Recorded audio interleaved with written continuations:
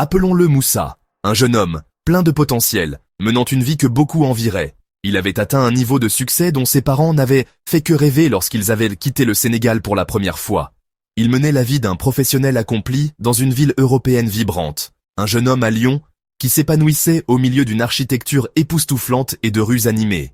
Il parcourait la ville avec l'assurance de quelqu'un qui y avait sa place, quelqu'un qui avait réussi. Qui réussit sur le papier, mais agité à l'intérieur. Malgré son succès apparent, un sentiment de malaise le rongeait. Le sentiment que quelque chose manquait, qu'il n'était pas tout à fait à sa place. Il ressentait un décalage entre ses réalisations et son être intérieur. Sa vie semblait scénarisée, son avenir peu inspirant, chaque jour se fondant dans le suivant avec un rythme prévisible. La voie à suivre semblait prédestinée, manquant de l'étincelle d'enthousiasme et du frisson de l'inconnu. Il aspirait à quelque chose de plus, quelque chose qui résonnait vraiment avec son âme. Jusqu'à ce qu'une idée prenne racine lentement, une graine de changement commença à germer en lui. Un chuchotement discret au début, de plus en plus fort chaque jour qui passait, inspiré par sa famille à Dakar et des histoires du boom technologique en Afrique.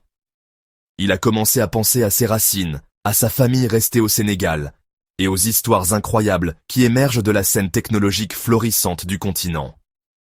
Il y voyait une terre d'opportunités, un endroit où il pourrait faire une réelle différence. Ses parents ont quitté le Sénégal pour des opportunités. Ils avaient cherché une vie meilleure pour leur famille, s'aventurant loin de chez eux en quête de prospérité.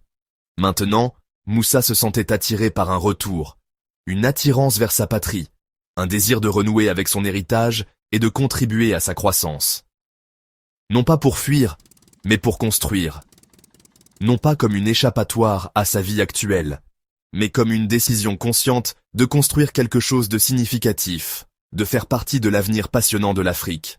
Ses amis admiraient sa hardiesse, ils voyaient le courage de sa décision, la volonté de s'éloigner d'une vie confortable et d'embrasser l'inconnu. Ses parents s'inquiétaient, se souvenant de leurs propres difficultés. Ils se souvenaient des défis qu'ils avaient rencontrés, des sacrifices qu'ils avaient faits, et s'inquiétaient que leur fils s'engage sur une voie similaire. Moussa a expliqué ce n'était pas un rejet, mais une façon d'honorer leur sacrifice. Il leur a assuré que sa décision n'était pas un rejet de leur sacrifice, mais plutôt une façon de les honorer en s'appuyant sur les bases qu'ils avaient apposées. En investissant ses compétences dans l'avenir de l'Afrique, il voulait utiliser ses compétences et ses connaissances pour contribuer à la croissance et au développement du continent, pour créer des opportunités pour les autres. Il a vendu ses biens, se débarrassant de ses possessions, abandonnant le confort matériel qu'il avait accumulé. A étudié le climat des affaires au Sénégal, s'immergeant dans la recherche, se renseignant sur l'environnement des affaires et les opportunités qui l'attendaient, et a pris contact avec d'autres personnes qui avaient franchi le pas. Il a contacté d'autres personnes qui avaient fait le même saut, se connectant à un réseau d'entrepreneurs et de visionnaires qui façonnaient l'avenir de l'Afrique. L'excitation se mêlait à la peur, il échangeait la certitude contre l'inconnu, troquant la sécurité de sa vie établie contre l'incertitude d'un nouveau départ. Misant sur lui-même et un continent plein d'histoires inédites. Il pariait sur lui-même, sur ses capacités et sur l'immense potentiel d'un continent regorgeant d'histoires inédites et d'opportunités inexploitées. Le voyage avait commencé, un voyage de découverte de soi, de but et de contribution à quelque chose de plus grand que lui-même. La motivation de Moussa était un mélange d'ambition et d'objectifs. Il voulait plus qu'un rôle en entreprise. Il voulait avoir un impact, donner les moyens aux entreprises locales et mettre en valeur l'innovation sénégalaise.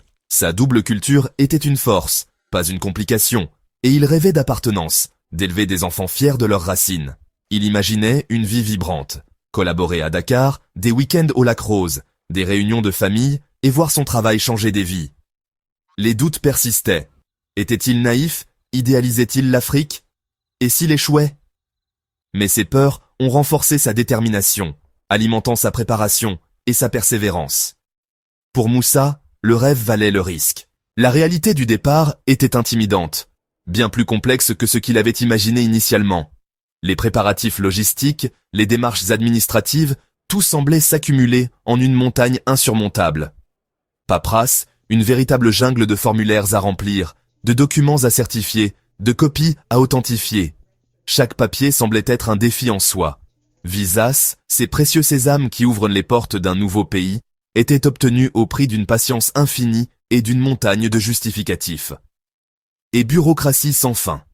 Naviguer dans les méandres administratifs sénégalais demandait une énergie considérable et une bonne dose de persévérance. Chaque étape a mis sa patience à l'épreuve, le confrontant à des délais imprévisibles et des exigences parfois obscures. Mais c'était le premier filtre qui séparait les rêveurs des bâtisseurs, ceux qui se contentent d'imaginer un avenir meilleur de ceux qui sont prêts à se retrousser les manches pour le construire. Vivre au Sénégal signifierait s'adapter à une nouvelle réalité, de nouveaux rythmes, où le temps semble s'écouler différemment, où la patience est une vertu cardinale. Codes sociaux, des règles implicites qui régissent les interactions humaines, le respect des aînés, l'importance de la communauté. Et façon de faire des affaires, où la confiance et les relations personnelles priment souvent sur les contrats écrits. Moussa a étudié, écouté, il a dévoré des livres, des articles, des podcasts, tout ce qui pouvait lui donner un aperçu de la culture sénégalaise, et s'est préparé à redevenir un étudiant, un apprenant humble et assidu, conscient de son ignorance et désireux de combler ses lacunes. Humble et prêt à apprendre, à remettre en question ses propres certitudes, à s'ouvrir à de nouvelles perspectives.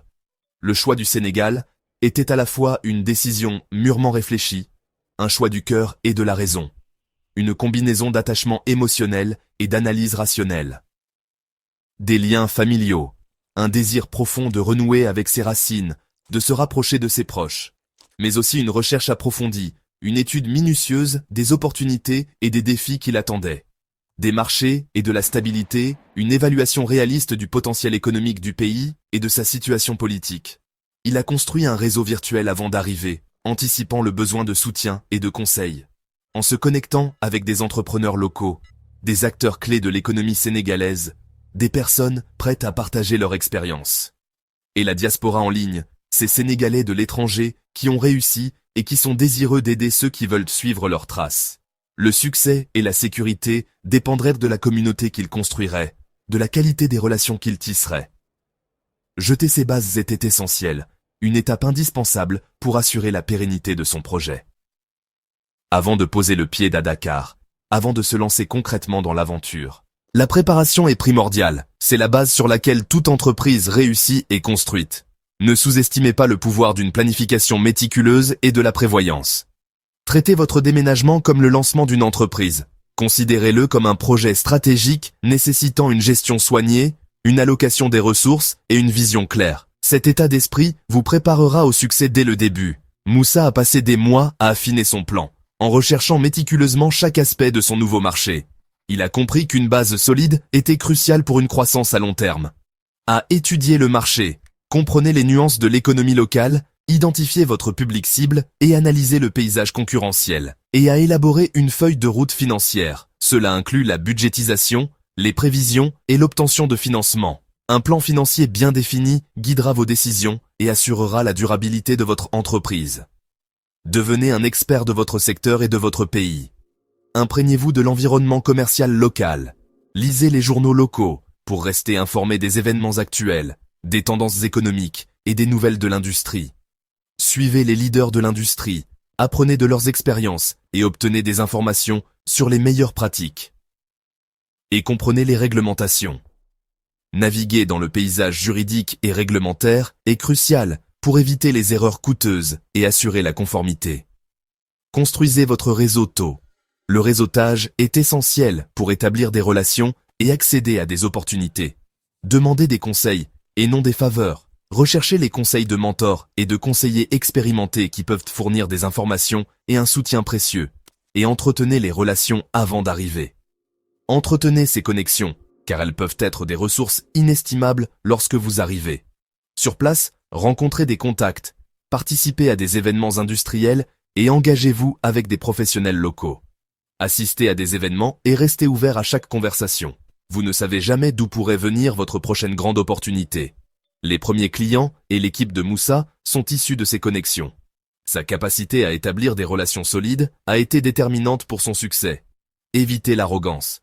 Abordez chaque interaction avec humilité et respect. Écoutez plus que vous ne parlez. L'écoute active est essentielle pour comprendre les besoins et les perspectives des autres. Et respectez l'expertise locale. Reconnaissez la valeur des connaissances et de l'expérience locale. Soyez patient. Les choses avancent à un rythme différent. Soyez prêts à un rythme différent d'affaires et de prise de décision.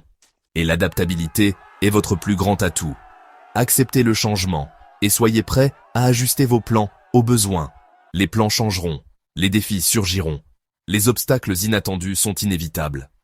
Mais la résilience et l'humilité sont essentielles. Ces qualités vous aideront à surmonter les défis et à établir des relations solides. Le succès en Afrique est un marathon, pas un sprint, récompensant ceux qui se préparent, s'adaptent et persévèrent.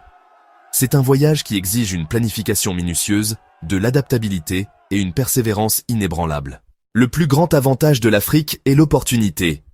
Les marchés ne sont pas saturés et les besoins sont partout. Pour Moussa, cela signifiait créer de la valeur à partir de zéro, et non seulement se battre pour une part du gâteau.